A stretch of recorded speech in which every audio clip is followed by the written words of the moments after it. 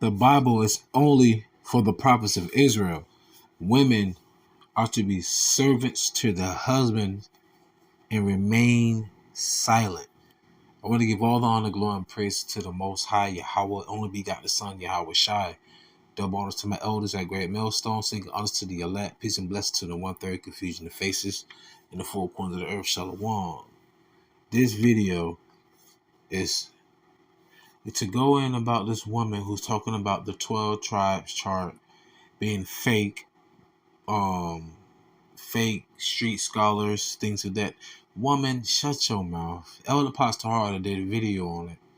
You know, going to Ecclesiastes 5:1 where it says, keep thy foot, when you come to the house of the Lord, and rather than give the sacrifice of a fool. In other words, watch what you say.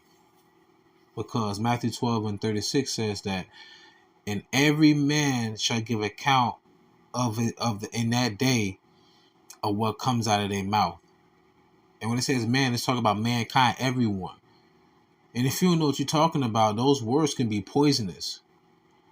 And the reason why I'm saying it's because when you read the Bible, it clearly, you should understand who are the prophets, the men, who did the sacrifices to the Lord. The priests who were who? The Levite men of the Levitical priesthood. Who went out to war? The man. Who did the Lord create first? The man or the woman? The man, and the woman was created for the man, not the man for the woman.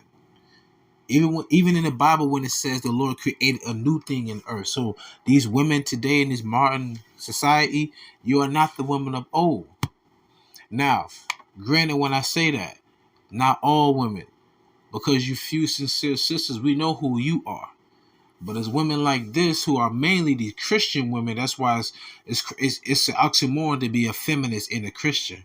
Because feminism goes against the grain and goes against what a true Christian is, which an Israelite woman would be, right? In her stead as being traditional. But going into how the Bible's only for the prophets. Sirach or Ecclesiasticus chapter 39 verse 1 in the Apocrypha. But he that giveth his mind to the law of the Most High, named Yahawah, and is occupied in the meditation thereof, will seek out the wisdom of the ancient and be occupied in prophecies. It said he, because the prophets were the men and are the men. Right? Isaiah, Micah, Nahum, Zechariah, Zephaniah, Isaiah, if I haven't said that, Ezra, Nehemiah, Elijah, Elisha, right? King Solomon was a prophet, the preacher, right? The 12 the Lord chosen, were they not men? Were not they speaking of prophecies? Read 2 Peter the 3rd chapter. When it says, be not ignorant that there shall come scoffers in the last days, saying, when is the return of his coming? Things of that nature. And it says the world before was reserved unto water, and this time for fire, where all the elements shall dissolve and melt. That's talking about a future prophecy of thermonuclear destruction, right? So Peter was a prophet. He was a man, not you women. Understand? Amos 3:7. Surely the Lord God will do nothing, but he revealeth his secret unto his servants, the prophets. Servants. What's that? 1 Corinthians, the 11th chapter. I think the 3rd verse going down. Remember, the Most High Yahawah is the head. His only begotten Son, YAHAWASHI, is underneath him. And then underneath the order of course, the archangels, the holy angels, King David Abraham, King David, and our forefathers in the spirit realm right now. Then you have the men, Then you have the women, and then the children. And then when the young boy becomes a man through puberty, now he's no longer under the tutelage of his mother and other men that was around to teach him. Now he goes to his father when he becomes a man, because now he's ready, because she can't teach him how to be a man. She going to raise him up from a boy to a man. Then after that, you still honor your mother and your father and your mother, because that's your mother. But other than that, she's just a woman. Remember when YAHAWASHI was at the wedding, and his mother told him to turn water into wine? You gotta visualize this, people. Why would she ask YAHAWASHI to do that? Because she knew YAHAWASHI can do that. And do you know what his response was? Woman, you know it is not my time. But he did it anyway in honor of his mother. So that lets you know how the Negro woman is. She using YAHAWASHI. I'm not making light of this, but she using YAHAWASHI's blessing from the Lord to turn the water into wine. That you see how the Negro woman is? Just saying in general. Not some old holy Virgin Mary, whatever. And I'm not down talking to YAHAWASHI's mother, but she still was a woman. All wickedness but wickedness to a woman. Even King Solomon said he sought out wisdom, and he found that the woman is more bitter than death, whose heart, her mind is snares and nets just to trap you up. Right? Think about how many women out here that cry wolf, say a man did something, the man lose his job, he lose reputation, everything. It's hard for him to get back on his feet. They kind of find out she lied. Man never raped her or anything. I'm just saying in general. And then you got loudmouth women telling us how we should be preaching and teaching. Who are you? I mean, I know that you are a friend of the serpent, because who convinced Eve to bring sin into the world? The serpent. Right? So Proverbs 8:4, unto you, O men, I call, and my voice is to the sons of men. So when the Lord talking, he's talking to the men. Oh, y'all must have forgot, huh? When the Lord was talking to Moses, his brother Aaron and his sister Miriam spoke against Moses. Like, oh, the Lord only talked to you. The Lord ain't dealing with us. And you know what happened? The Lord was angry. And you know what he did? The Lord smote Miriam with leprosy. Though Aaron and Miriam was talking about Moses against him, he struck her. For one, you a woman. Who are you? And then Aaron pled to the Lord, begged. It was Aaron. I think it was Aaron.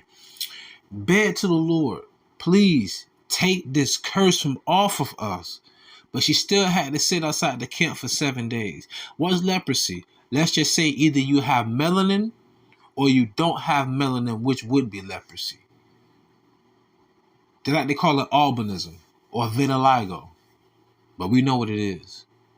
All right, Esau. But besides the point, 1 John 2:13, I write unto you fathers, because ye have known him that is from the beginning. The Lord said he write unto the fathers, right? I write unto you young men, because ye have overcome the wicked one. I write unto you little children, because ye have known the Father. So once again, the men, that's what the prophets are. 1 Corinthians chapter 14, verse 32 to 35. And the spirits of the prophets are subject to the prophets. The prophets of old are here again today, and you naysayers and gainsayers as well. Verse 33, for God, Yahawah, is not the author of confusion, which Babylon right now is a place of confusion, but of peace, as in all churches of the saints, the Israelites. Let your women keep silence in the churches, for it is not permitted unto them to speak, but they are commanded to be under obedience, as also saith the law.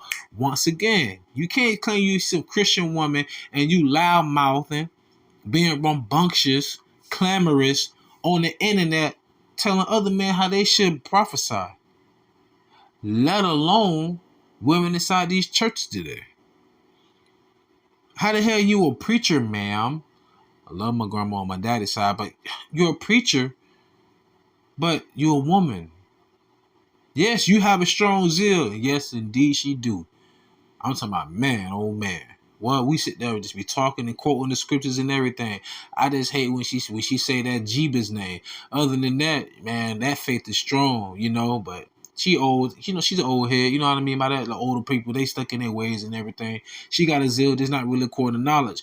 How can you claim to be a woman when the Lord, the same book said, keep silence? All women in general. No respect to person, but I'm not dishonoring my grandmother. Understand? You ain't under dig? Verse 35. And if they will learn anything, let them ask their husbands at home. For it is a shame for women to speak in the church. What does the Lord say about a shameless woman? She shall be counted as a dog. Shameless woman. Where's your shamefacedness? To have the audacity to talk to the men of the Lord and tell us what we should and should not preach or teach. For one, where's your husband? You shouldn't even be on these social media sites if you have one. And if you don't, well, it makes sense why you on there. Because don't a man want to deal with you. And if he is a man that you're dealing with, he a beta because you wear the boxers. Nonetheless, I'm closing out with this precept. 1 Timothy chapter 2, verse 11 through 15. Let the woman learn in silence with all subjection.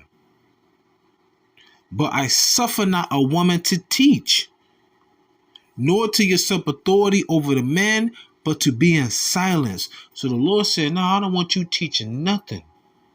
Yes, to the children is different. And you're not supposed to have the power or authority over a man. And you're supposed to be in silence. For Adam was first formed, then Eve. And Adam was not deceived, but the woman being deceived was in the transgression. But once again, the upside of why you Israelite women need us Israelite men. Verse 15, I'm going to close out. Notwithstanding, she shall be saved in childbearing, if they continue in faith and charity and holiness with sobriety. So, if there's an Israelite woman out here that has children from an Israelite man, and he may not be around or never was or whatever the case may be, guess what? You should be really, really humble, and you should be really, really blessed in a sense, because your children are Israelites. If you had children from a heathen man, they wouldn't have a chance of making it.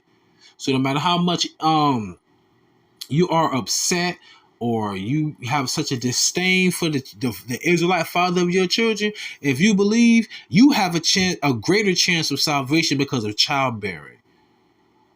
And for those of you who don't have a man, pray to the Lord to send you an Israelite man that figure how about YAHAWASHI.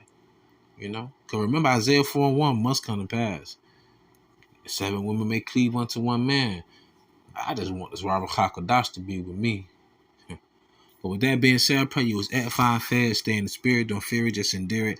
Ask for forgiveness, pray without ceasing, stay humble, remain diligent. Kwame Allah, Shalom.